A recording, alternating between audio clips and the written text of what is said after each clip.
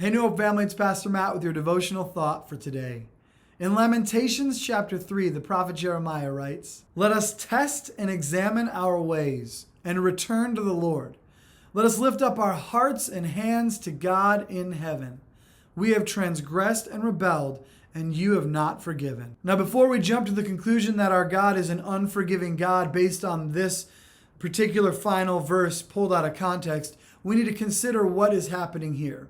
And if you read through the book of Lamentations, you'll discover not only is it 5 chapters of beautiful poetry with incredibly impactful imagery, it's very emotionally driving in that regard, but beyond the emotionally driving nature of it, it tells the tale of the Israelites and how the Lord is basically giving them exactly what he promised he would for their obstinance, for their rejection of God as their king. Now they are ridiculed amongst the people, and he's calling, it's a call to lament. It's a call for them, as he says at the beginning of these 3 verses that I just quoted, let us test and examine our ways and return to the Lord. See, he's realizing, the prophet knows that God is bringing these things upon the people because of their disobedience and ultimately to draw them back to him. And I think about that in our time. Now, obviously, this is not written specifically for our time. There's a very specific purpose for which he's writing this to the nation of Israel. But when we find ourselves being broken in various ways, maybe the Lord's trying to get our attention. And maybe we're living our lives in such a way. Now, this is not always the case. Sometimes we're living righteously, just as we see Job did, and calamity came upon him, not because the Lord was trying to get his attention, but because he was proving his faithfulness, actually. But in this case, we might find ourselves in a situation where maybe choices we've made because we've rejected the Lord or we aren't seeking him, just as the nation of Israel wasn't seeking him for this time. We might find ourselves in dark places, in difficult seasons of life, and maybe he's trying to get our attention. Maybe he's actually disciplining us, as the Bible tells us, because of his great love for us. And that's why the prophet Jeremiah is telling the people of Israel, after he goes into all this detail about the ways in which the Lord is doing these things to them and the ways in which the rest of the world is chastising them because of it. He says, let us test and examine our ways and return to the Lord. Let us lift up our hearts and hands to God in heaven. So he's saying, in light of this, let us turn to our God. As we've examined the situation, as we've looked at what's happening, examine our hearts, and then let's lift our hearts and lift our hands up unto our God.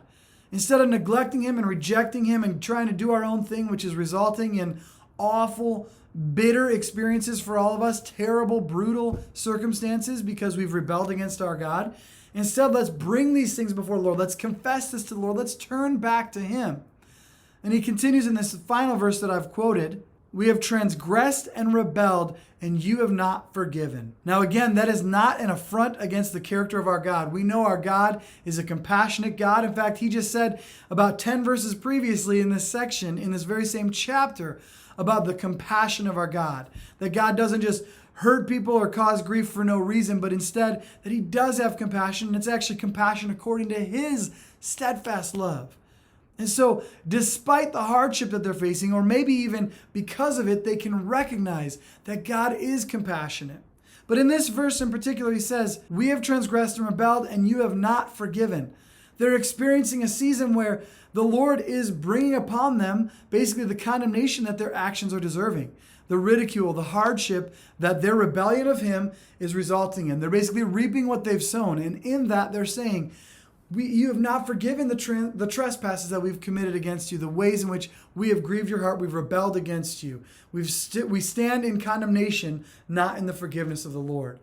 And so he's realizing, he's encouraging the people, he's challenging the people, calling them to say, let's do this. Let's go before the Lord and admit to these things because we know the character of our God. We know that he is faithful. So for us, dear brother, dear sister, let's look at our lives.